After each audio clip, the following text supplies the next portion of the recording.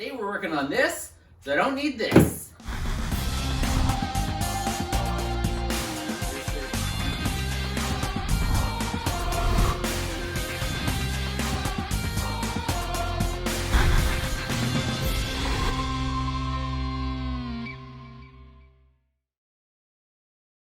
Today we're working on my 1978 Porsche 911, and we're going to solve an ongoing issue I've had since I've had the car, and that's the fuel gauge. It works pretty good from full to half tank, but once it reaches the half tank point, it's not reliable at all. It kind of just hovers around half tank until the fuel light comes on, which lets me know that I need to get gas. Tout sweet. That's French Canadian for right away.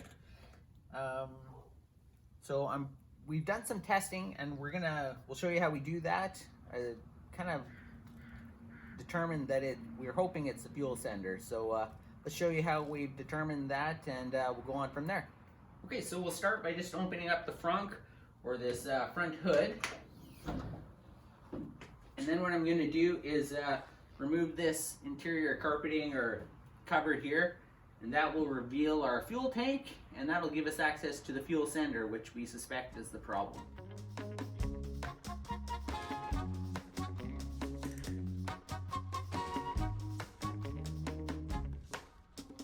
Okay, so with that out of the way, we also have access to the battery. Before you work on the fuel system, it's really definitely a good idea to disconnect the battery so we don't happen to get any type of a spark. So I'm going to do that, and then we're going to pull the fuel sender out, and then we'll do some tests. So I've got the battery disconnected. Now it's basically just a series of, let's see, we've got 5 little nuts. This is the fuel sender right here. There's 3 here to remove this cover, then we can unplug it. So I'll do that first, and then we'll pull the whole sender out. Okay, yeah, so these are 8mm nuts. I'm just gonna, like I said, pull these 3 off to reveal the plug.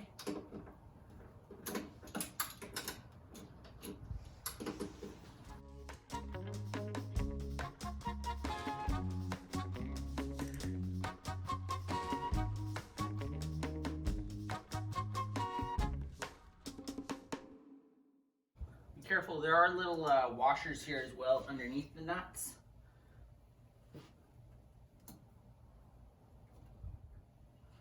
Okay, so that's a little cover off, and then this is the plug. So after that's disconnected, just set that aside over here. I'll remove the 2 remaining nuts, and we should be able to just pull the sender out.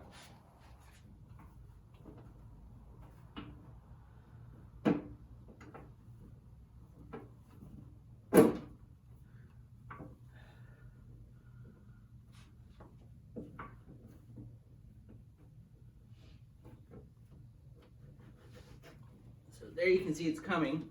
I'm going to also just kind of peel this gasket up a bit because it's kind of tight to the sender itself.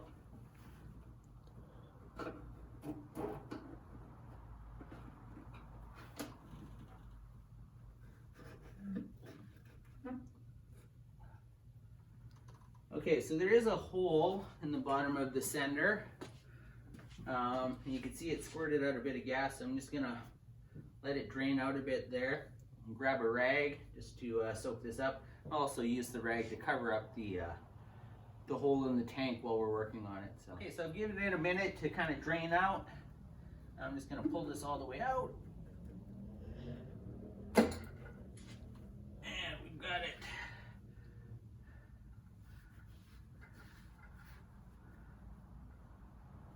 So this is the fuel sending unit.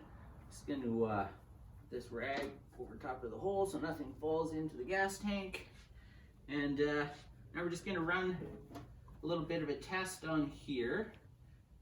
What I'm going to do is I'm going to pull this unit apart and show you how it works, and then we can test to see if it's working correctly.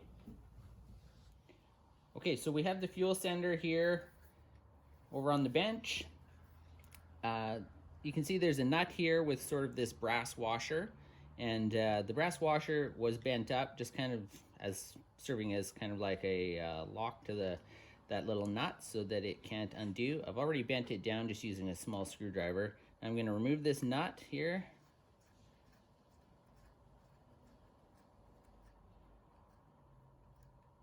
It's not very tight. I'll remove the washer.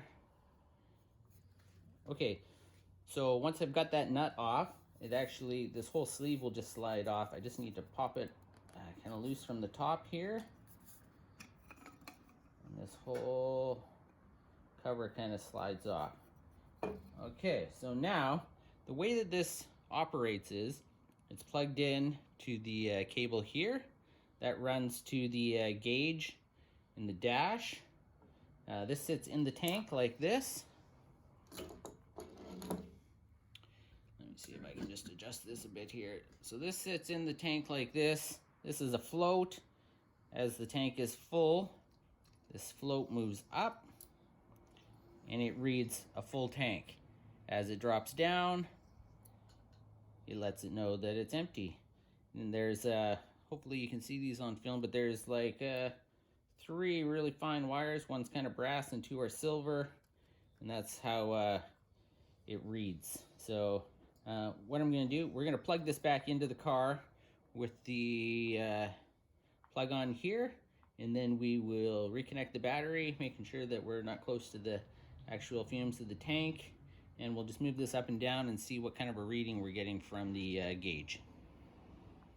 Okay, so we've got this fuel sender plugged back in here. Okay, so I'm going to hook up the battery, then I'll have my assistant out here moving this back and forth while I'm inside watching the fuel gauge and see how it works. Okay, so clearly I'm in the car now.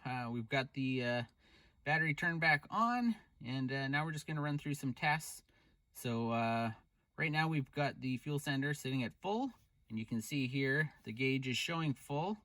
Now we're going to adjust it to 3/4 of a tank. That seems to be correct. Let's go to half a tank.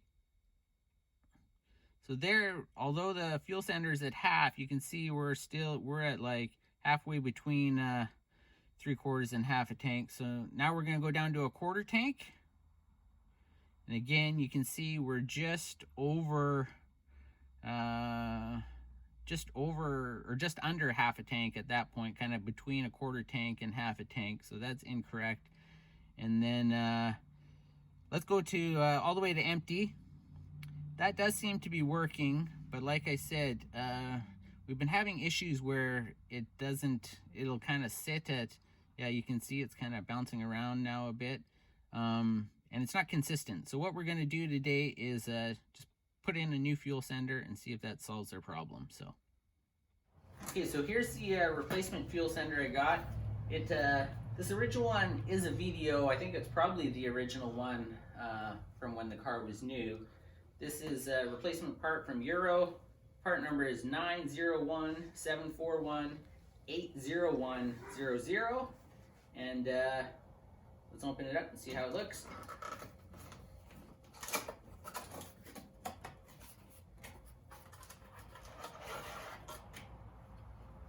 So you can see it looks pretty much exactly the same as the original. It does come with a new gasket. I think I'm going to use the original gasket, but we'll see. Maybe I'll change it, see how hard it is to get off. It does have this basically saying, attention, remove safety pin before installation. So to do that, you just have to remove this sticker here. And there's a little pin there. And what's that doing? It's just keeping that float from moving up and down while it's in shipping. I'm going to pull this little pin out here. And now that float, yeah, now you can feel that the float moves really inside there. So yeah, let's get it installed.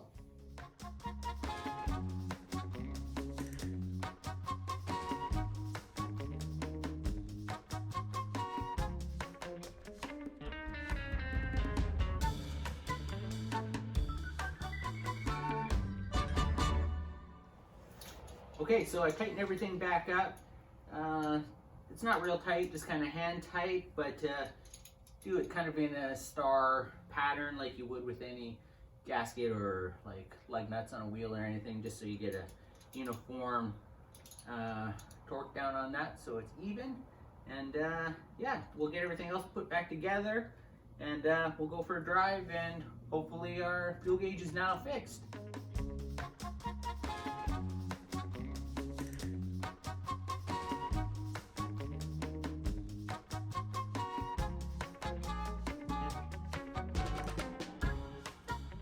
Okay, so hopefully that solves the fuel gauge problem. I think I'm going to try and do a few more projects on the 911 in the next few episodes, so please stay tuned. If you've enjoyed this episode, please like and subscribe, and we'll see you next time on Analog Generation.